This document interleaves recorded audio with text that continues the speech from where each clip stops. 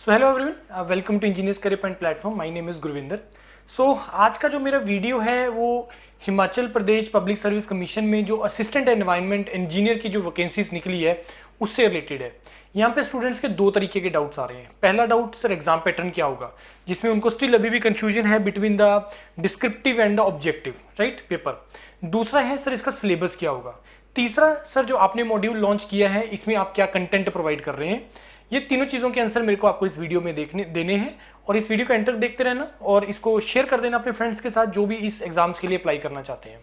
सबसे पहला कि एग्जाम पैटर्न देखिए, ये मैंने आपको उस दिन भी दिखाया था कि इन्होंने क्लियरली मेंशन किया हुआ है कि the exam will held by the two paper 1 होगा और एक पेपर इसमें पेपर 2 होगा। पेपर 1 जो है वो आपका टोटली आपका स्क्रीनिंग है, इसके दो स्टेजेस होंगी, स्क्रीनिंग टेस्ट प्रीलिमिनरी एग्जाम, उसके पर्सनैलिटी टेस्ट जो इसको इंटरव्यू बोलते हैं। उसके भी स्क्रीनिंग के दो पार्ट हैं। पेपर 1 जो सीबीटी होगा और उसमें ये 4 टॉपिक्स आएंगे: general knowledge of Himachal Pradesh, general knowledge of national international affairs, knowledge of Hindi language, knowledge of English language. तो ये आपका 100 नंबर का पेपर आएगा। 100 क्वेश्चन जो इसके अंदर होंगे राइट। उसके बाद दूसरा है this descriptive subjective aptitude test. It's clearly mention, जो आपको 120 मार्क्स का होगा कि आपका जो इसका पेपर 2 है वो डिस्क्रिप्टिव होगा। स्टूडेंट्स को यहाँ पे डाउट है, यहाँ पे एक लाइन लिखी हुई है, उसने कमेंट भी डाला बच्चे ने। क्या है वो लाइन, मैं आपको उसको पढ़ के दिखाता हूँ।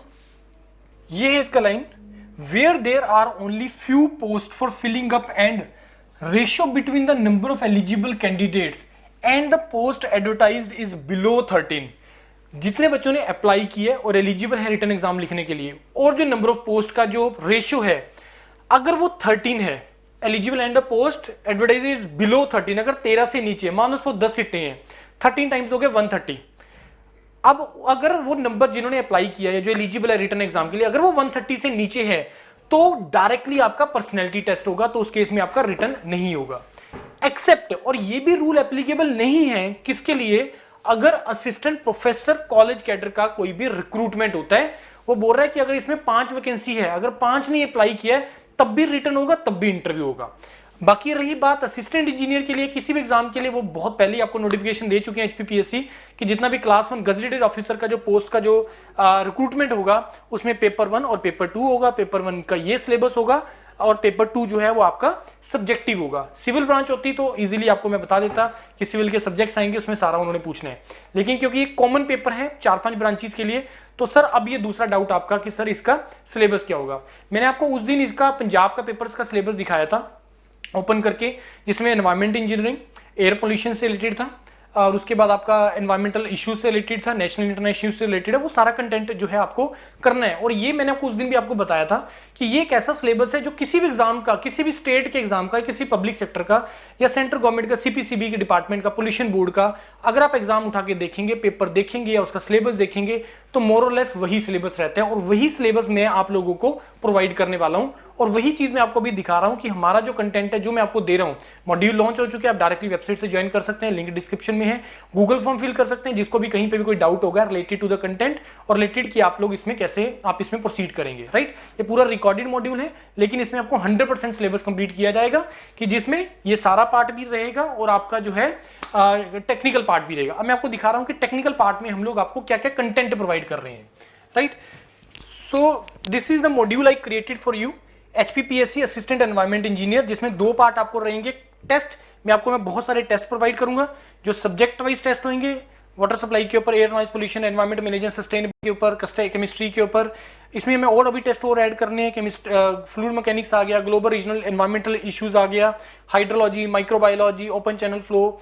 ये इसका जो है टेस्ट वाला पार्ट है। ना come to the content part, sir आप वीडियोस क्या प्रोवाइड करने वाले हैं राइट। ना come to the video part, this is the content I am providing in this module. ध्यान से देखना कि क्या सर यही सिलेबस होता है, चाहे आप सीपीसीबी का भी एग्जाम देके आए हैं या हरियाणा में भी निकला हुआ, पंजाब में भी निकला हुआ है, राजस्थान में भी निकला हुआ है, अभी इसका जम्मू कश्मीर का भी एग्जाम हो गया है, जूनियर एनवायरमेंट इंजीनियर का, उसका भी सिलेबस उठा के देख लो। मोर और लेस यही पेपर रहेगा आपका। एनवायरमेंट पोल्यूशन से रिलेटेड कोई भी आपका एग्जाम आएगा फ्यूचर में या जो अभी एग्जिस्ट कर रहा है, क्योंकि पेपर इसका कॉमन होना है हर ब्रांच के लिए राइट। देखो इसमें आपको एयर पोल्यूशन से रिलेटेड आपको कंटेंट प्रोवाइड किया गया है। ऑटोमोबाइल एमिशन बहुत इंपॉर्टेंट पार्ट है, पोल्यूशन कंट्रोल बोर्ड, तो इट मीन्स कि आप बात, सबसे ज़्यादा पोल्यूशन कहाँ से होता है, इंडस्ट्रीज से होता है और आपका व्हीकल से होता है, राइट। तो ये यहाँ पे आ गया, ऑटोमोबाइल से जो एमिशंस होता है उसके रिलेटेड सारा आ गया, control of automobile emission. Environment engineering मैंने इसमें पूरा ऐड किया हुआ है, जो कि नॉर्मली सिविल के स्टूडेंट या एनवायरमेंट के स्टूडेंट्स आप इसको पढ़ते हो, केमिकल के भी स्टूडेंट्स कुछ पार्ट इसका जो है एनवायरमेंट का आप लोग इसमें पढ़ते हो। उसके बाद solid and hazardous waste management, बहुत इंपॉर्टेंट टॉपिक है, 4 लेक्चर्स में इसको कंप्लीट किया गया है। हाइड्रोलॉजी मैंने इसमें ऐड किया है।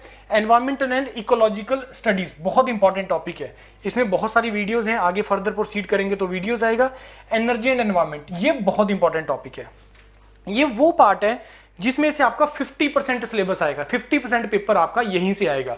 देखो क्या कंटेंट है, green house effect, global warming, international effort towards climate change, ozone layer depletion, international efforts to protect ozone layer, pollutants, NMP, नेक, फ्लाई एश एंड एरोसॉइल, मतलब ये वो पॉइंट है, soil pollution, soil degradation, noise pollution, e waste, wet water treatment, energy, ecosystem, ecology, biodiversity, environmental impact assessment, conservation of biodiversity, ocean engineering, ocean energy, biomass energy, carbon footprints, environmental laws के ऊपर आ जाओ। environmental laws में देखो, environmental impact assessment, Ministry of Environment Forest, National Green Tribunal, UNFCCC का Kyoto Protocol, carbon footprint, greenhouse gases, international efforts towards climate change, measures to control वाइक, मतलब ये वो पार्ट है जो आपको किसी भी एनवायरमेंट रिलेटेड एग्जाम से रिलेटेड आएगा। Now come to the environmental chemistry. Environmental chemistry भी मैंने ऐड कर दिया, जो कि हर एग्जाम में नहीं होता, लेकिन मैंने दे दिया आपको, राइट। ये आप वेट कर सकते हैं सिलेबस आने का, तो इसके ऊपर आपके पास इतना सफिशिएंट कंटेंट है कि आप अपना इसका प्रिपरेशन जो है वो स्टार्ट कर सकते हैं। उसके बाद एनवायरमेंटल माइक्रोबायोलॉजी, ये कुछ एग्जाम्स में आता है। एनवायरमेंटल केमिस्ट्री और एनवायरमेंटल माइक्रोबायोलॉजी कुछ ऐसे पार्ट हैं जो हर एग्जाम में नहीं आते हैं, लेकिन स्टिल मैंने ऐड कर दिया है क्योंकि हमारे पास कंटेंट बना पड़ा है। And Yourpedia is India's biggest platform for this environmental exam related preparation.